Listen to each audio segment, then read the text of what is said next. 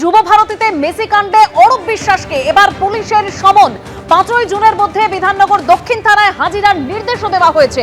Police সূত্রে কি তথ্য পাওয়া যাচ্ছে আমরা বিস্তারিত জানবো প্রতিনিধি ময়ূক ঠাকুর চক্রবর্তীর কাছ থেকে। ময়ূক, দেখো, যেটা জানা যাচ্ছে যে কিছুদিন আগেই শতদ্রু দত্ত তিনি একটা লিখিত অভিযোগ দায়ের করেন এবং সেই লিখিত অভিযোগে তিনি রাজ্যের প্রাক্তন ক্রীড়ামন্ত্রী অরূপ বিশ্বাস তার নাম করে বলেন যে মেসি ম্যাচে যে অব্যবস্থা হয়েছিল তার জন্য দায়ী ছিলেন অরূপ বিশ্বাস। এই মোতাবেক তিনি একটি অভিযোগ দায়ের করেন, এফআইআর রেজিস্টার হয় সেই অভিযোগের প্রেক্ষিতে। এবং যে খবর আমরা বিধাননগর কমিশনারেট সূত্রে পাচ্ছি যে মেসি কাণ্ডে এবার রাজ্যের প্রাক্তন ক্রীড়ামন্ত্রী অরূপ বিশ্বাসকে নোটিশ করলো বিধাননগর দক্ষিণ থানা। কিছুক্ষণ আগে বিধাননগর কমিশনারেটের তরফ থেকে এই নোটিশ রাজ্যের প্রাক্তন স্পোর্টস মিনিস্টারের কাছে পৌঁছে গেছে। আগামী 5ই জুনের মধ্যে বিধাননগর দক্ষিণ থানায় হাজিরার নির্দেশ দেওয়া হয়েছে রাজ্যের প্রাক্তন ক্রীড়ামন্ত্রী অরূপ বিশ্বাসকে। তাকে তদন্তকারী আধিকারিকরা এই মামলায় জিজ্ঞাসাবাদ করতে যাবে। ধন্যবাদ ময়ূক। তীব্র গরমে সকালে স্কুলের পরামর্শ সরকারের। 2 সপ্তাহের জন্য সকালে স্কুল করার পরামর্শ দেওয়া হয়েছে। ছাত্রছাত্রীদের কথা ভেবেই এই পরামর্শ। বিধি কার্যকর করতে ডিআইদের নির্দেশ দিয়েছে শিক্ষা দপ্তর। তীব্র গরম আর সেই কারণেই সকালে স্কুলের পরামর্শ দিয়েছে সরকার। 2 সপ্তাহের জন্য স্কুল করার পরামর্শ।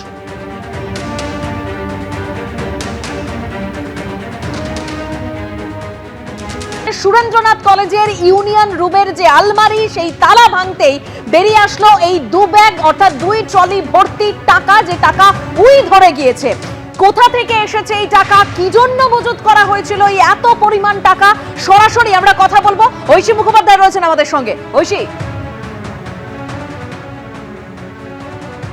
দেখো, সুরেন্দ্রনাথ কলেজে যে ইউনিয়ন রুম তার পেছনেই এই স্টোর রুম গুলো রয়েছে। মূলত 4-5টা স্টোর রুম।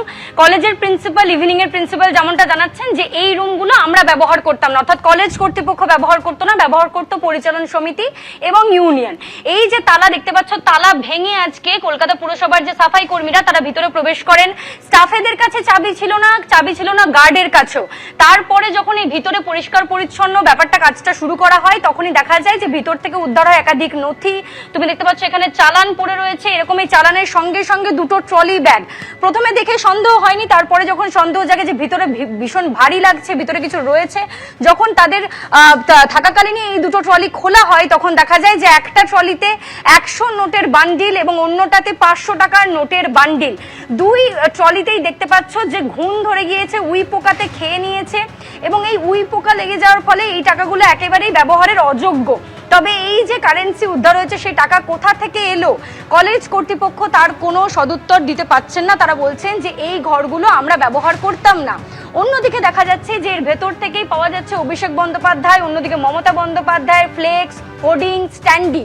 এবং তারা এটাও জানাচ্ছেন যে এই নির্বাচনের প্রাক্কালেও কিন্তু এই ঘরগুলো পরিচালন সমিতি, ইউনিয়ন এরাই ব্যবহার করেছে। লাস্ট 6-7 বছর কি তারও বেশি সময় ধরে 2017 সালের পর থেকে সেভাবে ছাত্র সংসদ নির্বাচন হয়নি। শেষ পর্যন্ত ইউনিয়ন রুমগুলো দখলে ছিল তৃণমূল কংগ্রেস ছাত্র পরিষদ। এই কলেজেও তার অন্যথা হয়নি, তৃণমূল কংগ্রেস ছাত্র পরিষদের অধীনেই ছিল ইউনিয়ন রুম এবং এই স্টোর রুম যাবতীয় যা রয়েছে। তারপরে হাইকোর্টের নির্দেশ এলে এগুলো তালাবন্ধ করে দেওয়া হয়। তালাবন্ধ করার পরেও ইউনিয়নের যে কাদের কাছে চাবি ছিল কলেজ কর্তৃপক্ষ বলতে পারছেন না, গার্ড রুমের চাবি ছিল না, স্টাফেদের কাছে চাবি ছিল না, তারা অস্বীকার করছেন যে তাদের কাছে চাবি ছিল না বলেই আমি দেখাতে বলবো অঞ্জনকে ছবিটা। আজকে তালা ভেঙে এই ঘরগুলিতে প্রবেশ করেন। পুরসভার যেহেতু নির্দেশ ছিল যে জল জমতে পারে সে কারণে তারা 2বার ইন্সপেক্ট করে গিয়েছেন। ইন্সপেকশনে তাদের মনে হয়েছে যে এইগুলোতে জল জমতে পারে, মশা হতে পারে, সে কারণে বর্ষাকালের আগেই জায়গাগুলো পরিষ্কার করা দরকার। এবং সেই কিছু করতে গিয়ে উদ্ধার হলো কেউটে। দেখা যাচ্ছে এখানে 2টো ট্রলিতে উদ্ধার লক্ষাধিক টাকা। তুমি দেখতে পাচ্ছ 100 নোটের বান্ডিল, অন্যটাতে 500 টাকার নোটের বান্ডিল। দেখেই অনুমান করা যায় লক্ষ লক্ষ টাকা। তবে এই টাকা কোথা থেকে এলো, সিন্ডিকেটের নাকি নিয়মের ভর্তির ক্ষেত্রে যে বেনিয়ম বারংবার অভিযোগ উঠেছে সুরেন্দ্রনাথ কলেজে ভর্তির সময় টাকা নেওয়া হয়, এরকম একাধিক অভিযোগের প্রশ্ন করা হলেও প্রিন্সিপাল কোনো সদুত্তর দিতে পারেননি। তবে এই যে টাকা, এই মুহূর্তে মুচিপাড়া থানার যারা পুলিশ আধিকারিকরা তারা এসেছেন ঘটনাস্থলে, তারা সম্পূর্ণ ঘটনাটার তদন্ত করছেন এবং কলেজ কর্তৃপক্ষকে নির্দেশ দেওয়া হয়েছে লিখিত অভিযোগ দিতে। একেবারেই ধন্যবাদ ঐশী। অর্থাৎ কিন্তু প্রশ্ন একটাই যে কেন এত পরিমাণ, এত লক্ষাধিক টাকা কলেজের ইউনিয়ন রুমে রাখা হয়েছিল, যে কলেজের অর্থাৎ সুরেন্দ্রনাথ কলেজের ইউনিয়ন রুমের আলমারি তালা ভেঙেই এই টাকা উদ্ধার হয়েছে। তবে কোথা থেকে এলো এত টাকা, কেন মজুত রাখা হয়েছিল তা এখনো স্পষ্ট নয়। তবে বিজেপি বিধায়ক সজল ঘোষ কি বলছেন এই খবরের পর শোনাবো। কি দেখতে হবে এই জীবনে এখন শুধু সেটাই ভাবছি।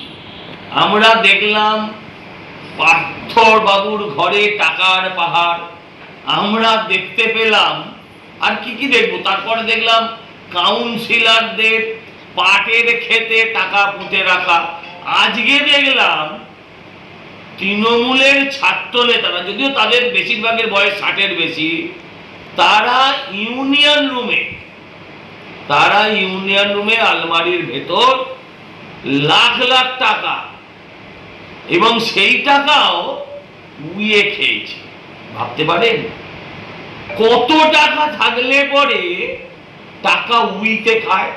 এর আগে আমি দেখিয়েছিলাম এই কলেজের এদের ইউনিয়ন ফান্ডে, কলেজের ফাংশন ফান্ডে 1.5 কোটি টাকার বেশি এখন অব্দি ডিপোজিট আছে, আর এখন দেখা যাচ্ছে লাখ লাখ টাকা উই খাওয়া। এবিপি আনন্দ, এগিয়ে থাকে, এগিয়ে রাখে।